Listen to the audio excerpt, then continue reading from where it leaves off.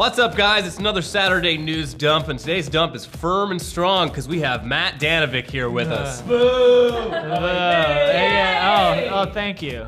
Or not. So last Saturday was the annual White House Correspondents' Dinner, which is basically a tiny island of fun between 364 other days of political bullshit that we Americans just have to put up with. Yep, it's one of the rare times that politics and entertainment joining forces isn't forced or cringeworthy and pointless, and for President Obama, it's been his annual opportunity to try out his stand-up routine, which, is pretty strong.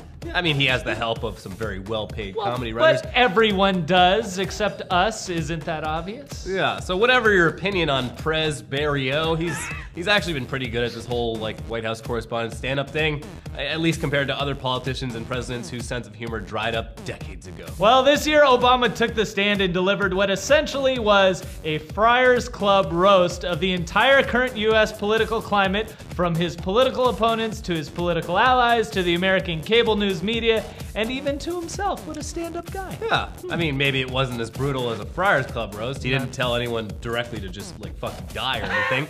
But clearly Obama used this opportunity to say things in the form of jokes that he could never ever say if he actually had to run for president again. Yeah, I really like the snowball thing. He's like, the people, because that was the dumbest shit ever. I didn't even know about that.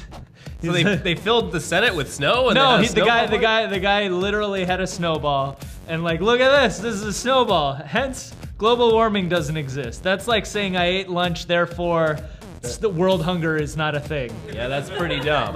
Duh.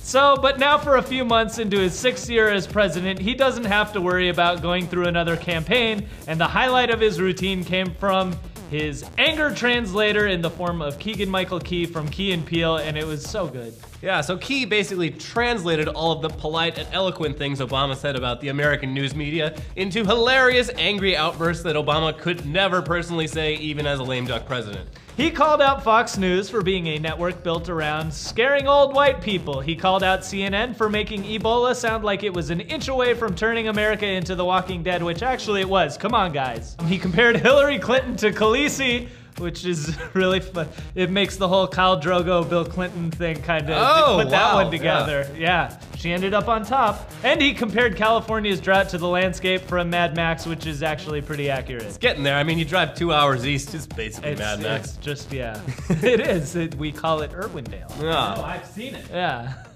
Oh. Mad Max. But then Key pieced out once Obama no longer needed an anger translator when he started raging about Washington's complete inability to take action on climate change. He told Obama, "You don't need an anger translator, you need a counselor." So the whole thing is worth a watch, if only as a way to laugh one last time before the 2016 election really kicks into gear. Okay, that's enough real life for one news dump. American politics may be terrible and depressing, but American entertainment is the best in the damn world. Yeah! We're fucking great at playing make-believe. USA! USA! Okay. All right, so let's talk about a movie franchise that is gonna take make-believe to the next level by mashing up 2 existing franchises into one totally ridiculous movie that's dumb, probably very dumb. This is dumb. So yeah, this show mentioned a while back that one of the bits of information that came out of that huge Sony leak was emails saying that they were considering mashing up the Men in Black franchise with the Jump Street franchise somehow.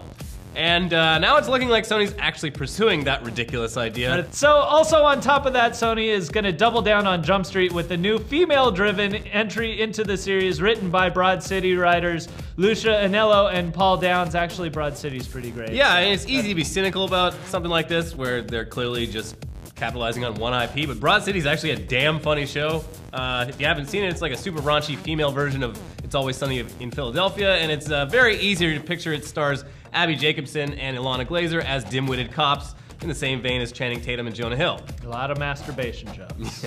That's very good. So that doesn't mean that's who would be cast in the Jump Street spin-off, but I'd watch the hell out of that. Female-driven comedies are quickly becoming very profitable thanks to stuff like Bridesmaids and Pitch Perfect. I actually went to college with the Asian from Pitch Perfect. Oh, wow. Yeah, Hana. Hello, Hana. And because a lot of that is because Hollywood is finally okay with showing how women can be just as stupid and disgusting as men. Amen. True equality. Yeah, there you go. But speaking of stupid and disgusting, check out this poster for the new Fast and Furious ride at Universal Studios, which is stupid and disgusts me. In an attempt to include Vin Diesel, 2 cars and drivers, 2 military helicopters, an explosion, and a Universal Studios tram into one image, they've created an image which defies the laws of physics and perspective in a spectacular way. Yeah, so apparently Vin Diesel is 20 feet tall. Or that's a child-sized helicopter. Sure. Either way, the fact that Vin Diesel's shoulders are the same width as the chopper's fuselage does not compute. But, I mean, I guess the Furious movies have never really been that much about logic or physics or anything believable. Whatever. I love Vin Diesel. They are shutting down the Jaws ride for this, though. So, What? Yeah. No. Yeah. I am now completely against this. But speaking of movie franchises that also have rides at Universal Studios, this week it was revealed that Jurassic World is a direct sequel to 1993's Jurassic Park, and that Jurassic Park 2 and 3 are now officially non-existent. They Never happened. Poof. Taking it back. And honestly, thank God. Yeah. It's hard for me to remember a single thing about those 2 movies, which I saw at least once each, aside from the fact that at some point, a T-Rex manages to stow away on a ship without being detected all the way from South America to San Diego, and then escapes and attacks the entire city of San Diego like Godzilla in a scene that I think for its time had the most product placement ever on film. It's like, oh no, a Pepsi truck fell over. T-Rex really likes Pepsi Yeah. a lot. Yeah, not many people know that. Oh no, he's attacking a 76 station and the ball's rolling right across the screen in full view of the camera. Oh no, here comes a Mountain Dew. There's Mountain Dew everywhere. Why oh not? gosh. Another cool bit of news about Jurassic World is that the T-Rex in it is gonna be the same T-Rex from Jurassic Park. Aged 22 years. Yep, I definitely would call bullshit if that T-Rex didn't look significantly older than it did in the original one, because I know what aging looks like on an animal I've never seen. It's not clear what effect that is gonna have on the story, but director Colin, weird last name, is saying the movie is her Unforgiven. What the fuck? Referring to the Clint Eastwood movie where an old gunslinger goes and doles out justice one last time. I have no idea what that's supposed to mean. This movie continues to be the dumbest. Yeah. Hopefully it also means that the T-Rex is subtly racist, but in an endearing way. T-Rex only eats minorities. But then an old Asian lady gives the T-Rex some authentic Hmong food. But I love Gran Torino. Yeah. I watch random scenes of it on YouTube all the time.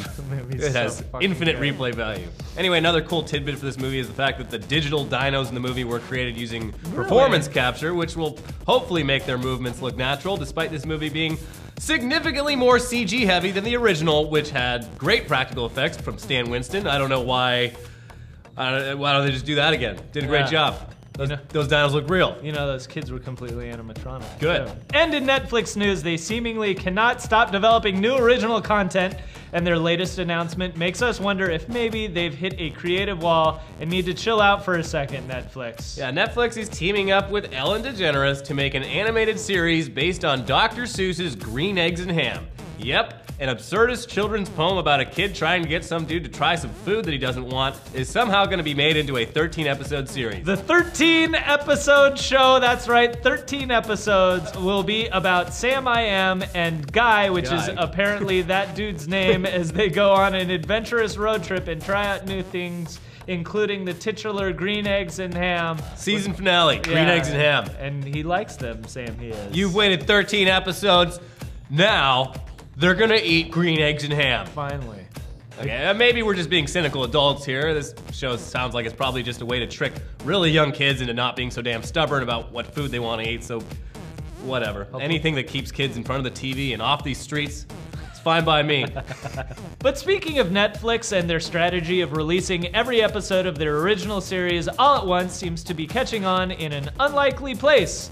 Actual network television. Yeah, so David Duchovny's upcoming NBC show Aquarius is going to premiere on May 28th on TV. And then after the premiere, all 13 episodes of the show are going to be streamable on NBC.com and available on pretty much every other VOD platform. Mucho Duchovny. Those words work well together. NBC Entertainment Chairman Bob Greenblatt explained, We are fully aware of how audiences want to consume multiple episodes of new television series faster and at their own discretion. And we're excited to offer our viewers this same experience since all 13 episodes of this unique show have been produced and are ready to be seen. So they're only going to keep the episodes online for 4 weeks after the premiere, and then, you know, the show's going to take like 12 weeks or whatever to finish. So this isn't exactly the same as how Netflix works, but this is a huge step for traditional TV media, and it's also an interesting experiment. Hopefully NBC releases some sort of stats or report on how many people chose which viewing platform and if it was a worthwhile thing to do. But if they're really trying to be like Netflix, they won't tell anyone jack shit because Netflix never releases stats. Aren't they going to be doing that soon? No, it's reportedly soon. Oh, I don't know about that. Hopefully. All right. That would be cool. And finally, let's pinch off this dump with the video of the week. And oh my goodness, it's a doozy. While the Transformers movie franchise has taken CGI action to new levels for better or for worse, this stop-motion Transformers film, which uses the original 80s Transformers toys, is actually a lot more fun to look at. Yeah. So look at it. Yeah, it's over 15 minutes Jesus long. Christ. It took like over 6 months for the lone toy enthusiast / animator who made this to make it, and it's pretty badass. If you've ever tried animating anything stop motion or otherwise, you know that this is some really tedious and time-consuming work. So hats off to this guy for working his ass off on this little labor of love. Yeah, go give it a view. It's at like 250,000. Bump him up. Let's go for 1 million views. There you go. And then he can buy. Then he can go on eBay, Yeah. buy more Transformers, and the cycle will continue. Right. And then he'll never get out of the house because he'll be just animating all day, playing with toys. Anyway, that's our news dump for the week. Let's get out the toilet paper and wipe this one off. Go watch our Oscar Isaac podcast from last week where he told us about Ex Machina and Star Wars and all the other great performances he's done.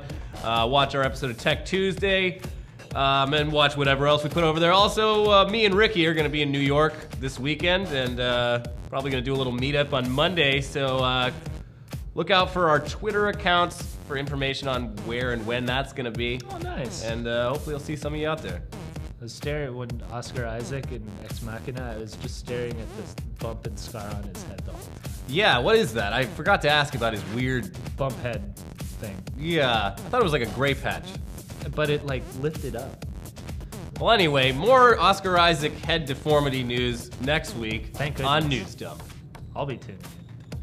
What's up? I'm in Florida with my fucking selfie stick, just having a great time. News is great. Wish I was there. Fucking party on, man. I'm gonna go get eaten by an alligator. It's gonna be awesome. And I'll see you guys in New York on Monday at 4 on the address that we tweet out. So, bye. Alligators, Florida.